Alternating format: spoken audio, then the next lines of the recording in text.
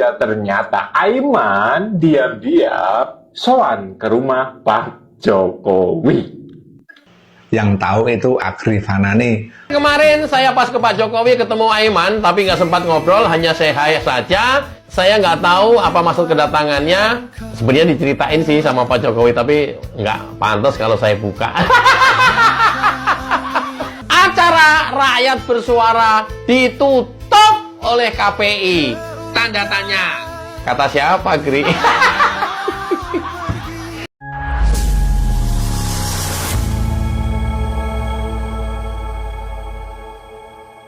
Assalamualaikum warahmatullahi wabarakatuh, saudara-saudaraku sebangsa dan setanah air.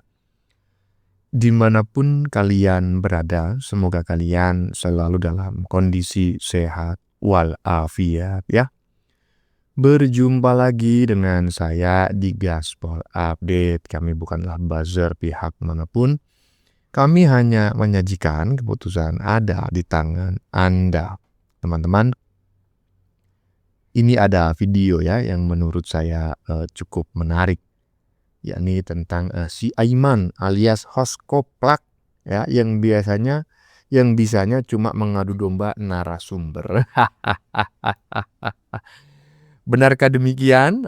Benarkah demikian? Saya tidak tahu karena itu kata netizen ya, kata banyak netizen di media sosial. Yang jelas ya, tiba-tiba saja dia datang ke rumah Pak Jokowi dan meminta maaf. Man, nggak sesuai, man, ujung-ujungnya minta maaf ya. Tapi ya gitulah, datang tanpa kamera dan tanpa pemberitahuan ya. Tetapi ya dengan kebetulan sekali diketahui oleh Bung Agrifana yang sedang berada di rumah Jokowi. Waduh, waduh. Ada kabar teman-teman ya, yang menurut saya menarik nih, terutama bagi para termul ya, bahwa acara yang dipandu oleh si Aiman tersebut katanya sudah dilaporkan ke KPI dan sebentar lagi akan ditutup. Waduh, waduh, kapok kau ya. Semoga saja informasi ini benar, karena ya menurut saya memang acara yang dia pandu itu nggak mutu sama sekali.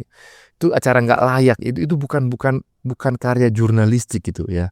Karena saya juga mantan seorang jurnalis, jadi saya paham betul prinsip-prinsip jurnalistik gitu. Iya.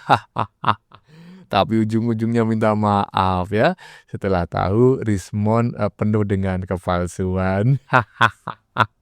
Takut ya man? Man takut man? Takut acaramu dibubarin sama KPI. Untung kalau cuma dibubarin sama KPI. Kalau digeruduk sama termul, nyahok kau man. Nah, bagaimanakah videonya dan bagaimanakah respon netizen? Mari kita tonton bersama, kemudian mari kita komentari bersama di bagian akhir video. Ini dia. Ya, ternyata Aiman diam-diam sowan ke rumah Pak Jokowi. Kemarin saya pas ke Pak Jokowi ketemu Aiman, tapi nggak sempat ngobrol, hanya say hi saja. Saya nggak tahu apa maksud kedatangannya. Sebenarnya diceritain sih sama Pak Jokowi, tapi nggak pantas kalau saya buka.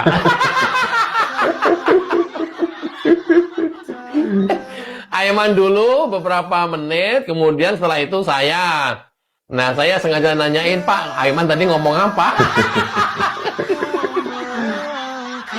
Tapi tentu nggak pantas kalau itu kemudian saya ceritakan juga di konten ini. Gri, ceritain dong Gri. Apa? Jangan. Acara rakyat bersuara ditutup oleh KPI. Tanda tanya. Kata siapa Gri? Gri serius lo Gri, jangan bikin hoax Gri. Kalau nggak ditutup oleh KPI, Komisi Penyiaran Indonesia. Ya, kalaupun ditutup wajar juga kali.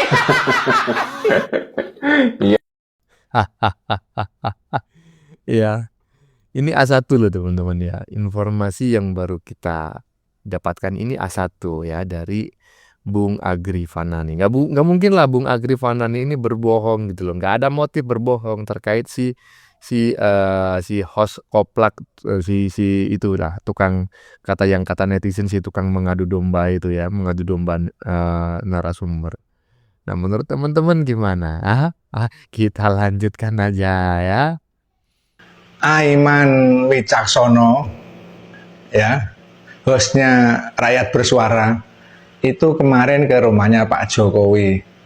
Yang tahu itu Agri Fanani. Kemarin saya pas ke Pak Jokowi ketemu Aiman, tapi nggak sempat ngobrol, hanya say hi saja. Saya nggak tahu apa maksud kedatangannya. Sebenarnya diceritain sih sama Pak Jokowi, tapi nggak pantas kalau saya buka.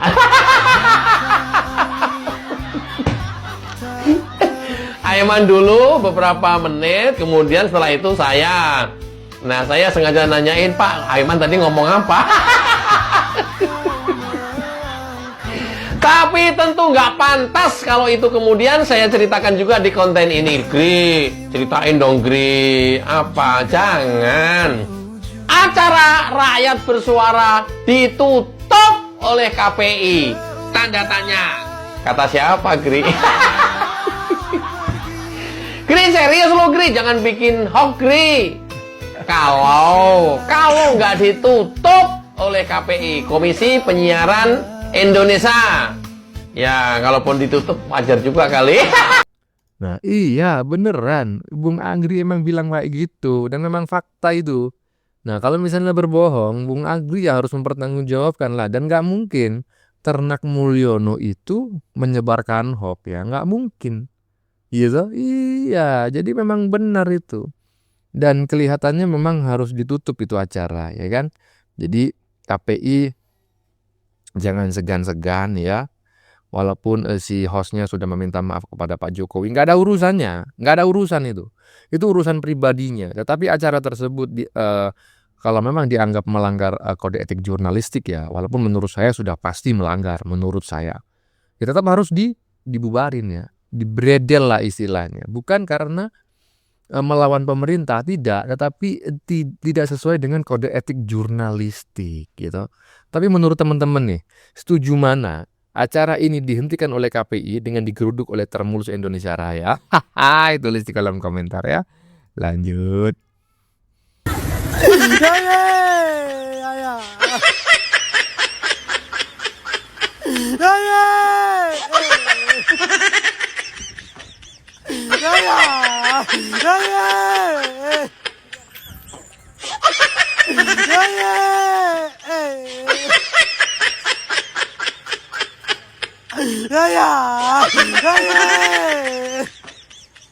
Perang dunia masih ancang-ancang ya, silang. Perang saudara dimulai. Iya, mungkin inilah alasan utama si host talkshow di TV yang tidak bermutu itu meminta maaf kepada Jokowi ya. Karena ternyata narasumber yang selama ini suka bikin gaduh itu semuanya palsu dan sekarang sedang perang sendiri-sendiri. Lanjut. Pemirsa Balige Akademi yang budiman, ada sejumlah poin yang akan saya sampaikan kepada Pak Roy Suryo ya. Poin pertama adalah terkait sejarah penulisan buku Jokowi's White Paper. Pak Roy Suryo yang terhormat, tulisan Anda hanya 50 halaman pertama yang ada pada buku Jokowi's White Paper. Yang Anda kirimkan berupa tulisan dalam WA, ya, WhatsApp, tulisan, bukan lampiran dalam bentuk Word document. Tulisan Anda hanya berupa WA messages yang saya kemudian lakukan ekspor, saya copy ya pesan-pesan Anda tersebut yang dikirimkan oleh Bu Tifa. Saya kirimkan akhirnya ke email, lalu saya tata dalam bentuk Word document. Saya layout sendiri, sayalah melakukannya untuk Anda yang Anda sering mengaku sebagai peneliti yang maha pintar, maha hebat sejagat raya. Dari situ kalian bisa mengerti, saudara, bagaimana Pak Roy Suryo ini sebagai peneliti, tetapi tulisannya berupa WA messages, bukan dalam bentuk Word document. Ya. Saya sendirilah yang menatanya dan melayoutnya seperti yang ada, yang bisa kalian lihat pada buku Jokowi's White Paper. Saya seperti babu Anda, Pak Roy Suryo. Anda tidak punya usaha sama sekali untuk menatanya dalam dokumen, sehingga saya tinggal menempatkan pada buku file dokumen yang telah saya tata. Sayalah yang menatanya halaman demi halaman tulisan Anda itu. Bagaimana mungkin seorang peneliti, Anda mengaku peneliti paling hebat seantero dunia ini, tetapi Anda mengirimkannya lewat WA, WhatsApp messages. Apakah Anda masih ingat itu? Atau Anda berbohong tentang hal ini? Karena saksinya ada, yaitu Dr. Tifa. Udah Mon, ya. Jujur aja Mon ya, sampai detik ini saya tetap antipati kepada dirimu. Saya tidak mendukung dirimu karena memang kamu keterlaluan Mon ya. Itu yang pertama. Yang kedua, saya meyakini walaupun saya tetap mengatakan diduga bahwa ijazahmu itu palsu, ya kan. Surat kematianmu ya juga diduga palsu, ya kan. Saya nggak mendukung walaupun kau sudah meminta maaf kepada Pak Jokowi, karena saya juga mendengar kabar RJ-mu ditolak, ya kan. Tapi nggak masalah. Kau terus saja ya bertengkar itu sama yang namanya si Dewa Panji, ya. Jangan mau kalah Mon, ya. Hajar itu, ya. Biar apa? Biar apa Bang? Oh ya biar kita punya hiburan lah, ya toh. Hai. Biar jadi hiburan gratis bagi para termul gitu loh Mon, ya toh. Iya, lanjut. Ajakan diskusi terbuka sama dia. Ajakan diskusi terbuka gimana? Saya kontak checklist 1 diblokir semenjak tanggal 11 Maret ya. Banyak sekali teman-teman itu yang diblokir semuanya. Jadi nggak ada lagi. Oke, maksudnya diskusi menurut saya diskusi aja terbuka kepada media. Ya, nggak perlu diskusi kepada kami karena yang penting diskusi kepada rakyat. Kami ini tidak ada apa-apanya kalau dengan rakyat. Dan artinya persoalan ini memang akan terus. Kenapa saya bilang persoalan terus? Persoalan ijazah Jokowi itu, ya, itu memang akan panjang. Karena sebenarnya kalau kita tanya ijazah, ya tanya Jokowi. Nah, kontroversi ijazah Jokowi tidak akan pernah tenang, ya. Bahkan itu blunder sekarang, ya. Blunder sekarang dengan dia pikir dia dulu sukses, kemudian mengambil senior dari TPUA, Egy Sujana dan DHL, tapi dengan segala hormat saya juga, Bang Egy itu malah masih WA-WA-an sama saya, ya, dan kita canda-candaan, itu agak-agak gentle dikit, dan dia berkata apa? Saya tidak minta maaf, ya, saya tidak pernah mengatakan ijazahnya asli. Itu lah, tiba-tiba ada seseorang yang mengatakan tiba-tiba,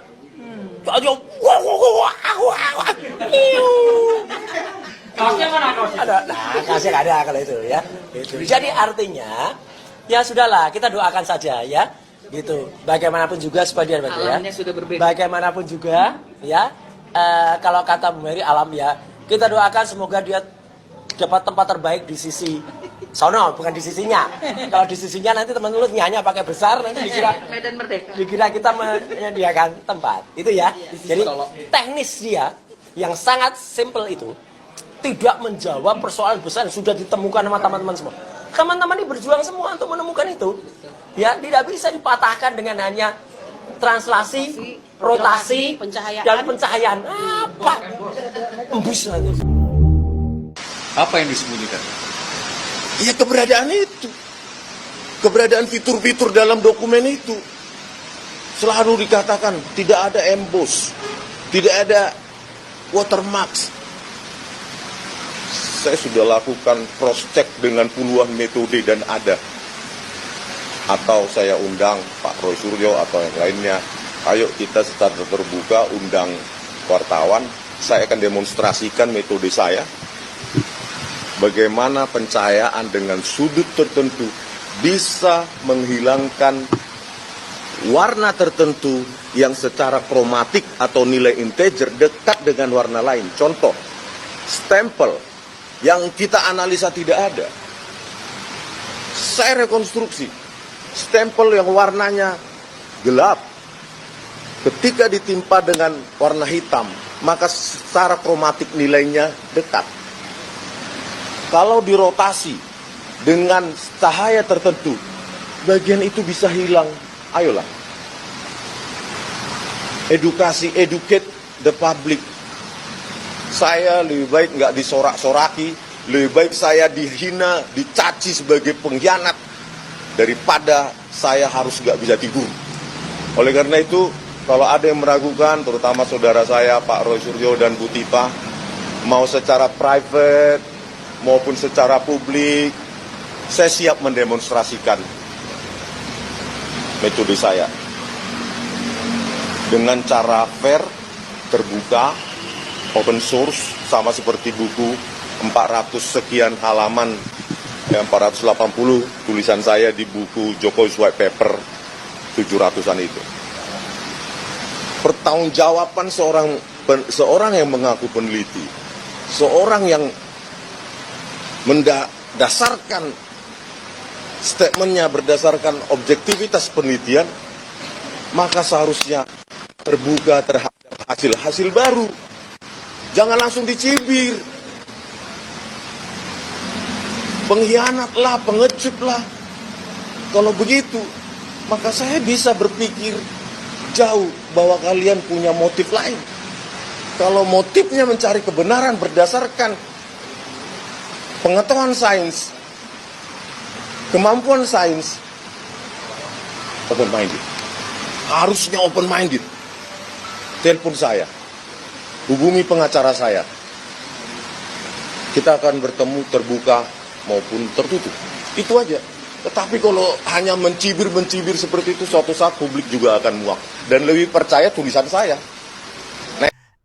Udah Panji, ya.